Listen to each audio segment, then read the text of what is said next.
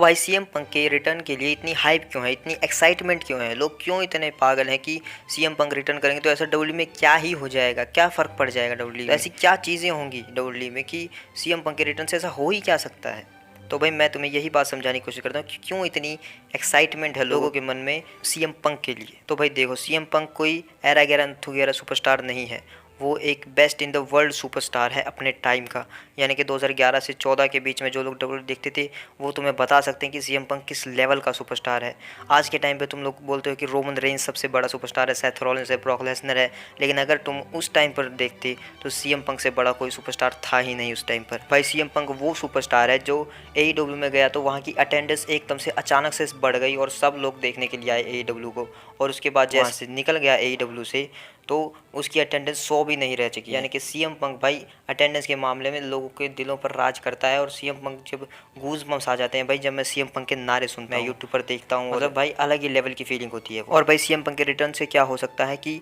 वो बंदा जिसके भी सामने जाएगा उसके साथ पर्सनली और बिजनेस मतलब बहुत ही ज़्यादा ब्रूटली अपने साथ जो है फ्यूड लेके चल सकता है। यानी कि बहुत ही इनहेंस फ्यूड हमें देखने को मिल सकती हैं, चाहे वो रोमन रेंज के अगेंस्ट जाए या सेथ रॉलिंस के अगेंस्ट जाए, कोडी रोड्स के अगेंस्ट जाए या रैंडी ऑर्टन के अगेंस्ट जाए, वो जिसके भी अगेंस्ट जाएगा उसके साथ उसकी पुरानी दुश्मनी पहले से मिलेगी तुम्हें। और रोमन रेंस और सेथ रॉलिंस के साथ एक अलग तरीके की अलग लेवल की जो है चलेगी राइवलरी, क्योंकि उनके साथ उसके पर्सनल रिलेशंस रहे हैं अलग तरीके से। अगर सेथ रॉलिंस के साथ देखोगे तो मैंने तुम्हें पिछली वीडियो में बताया था कि कैसे सेथ रॉलिंस जो है और सीएम पंक एक ही साथ काम करते थे डब्ल्यू से पहले की कंपनियों में भी और उसके बाद अब यहाँ पर भी। और सेथ रॉलिंस और जो सीएम पंक का मैच है वो एक ड्रीम मैच है जो सब देखना चाहते हैं। और रही बात रोमन रेंस की, तो भाई रोमन रेंस के साथ इस तरीके हो सकता है कि रोमन रेंस जो है वो इस फिलहाल के टाइम पे ग्रेटेस्ट ऑल टाइम तुम जिसे कहते हो, तो सीएम पंक अपने टाइम पे बेस्ट इन द वर्ल्ड हुआ करता था, नंबर 1। और जो रोमन रेंस आज एक्नॉलेज मी और वगैरह करके जो वो एक नंबर की उंगली दिखाते हैं ना, और सब तुम इसलिए बोलते हो कि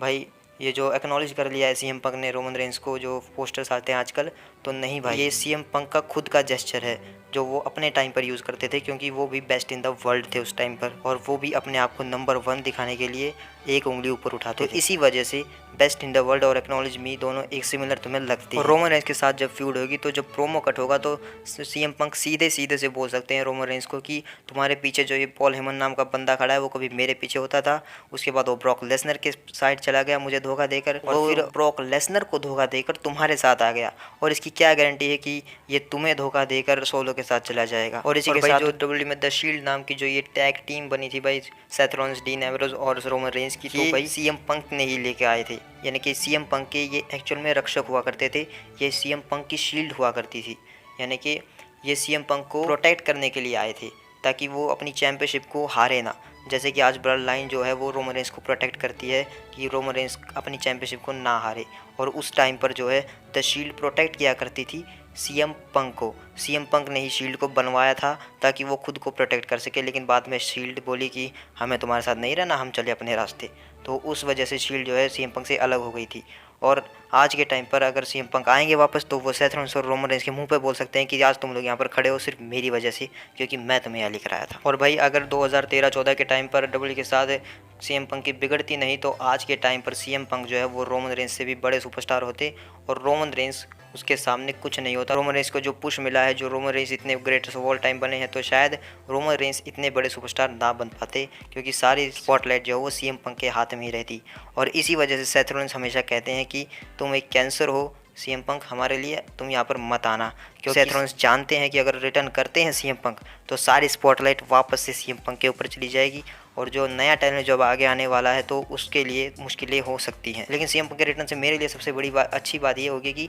कोडी रोड्स की स्पॉटलाइट चली जाएगी। और भाई अगर सीएम पंक आने के बाद रैंडी ऑर्टन के अगेंस्ट जाते हैं तो उनके साथ पहले भी उनके लफड़े रह चुके हैं 2012-13 के टाइम पे, और तुमने कहीं यहाँ सोशल मीडिया वगैरह पर देखा भी होगा कि कैसे सीएम पंक और रैंडी ऑर्टन के बीच की फ्यूड चलती थी। और अगर वो कोडी रोड्स के अगेंस्ट जाते हैं तो वहाँ पर भी वो उसके साथ टीम में रह चुके हैं पहले कोडी रोड्स के साथ, तो उसके साथ भी अलग लेवल पे चीज़ें जाएंगी। तो इसी वजह से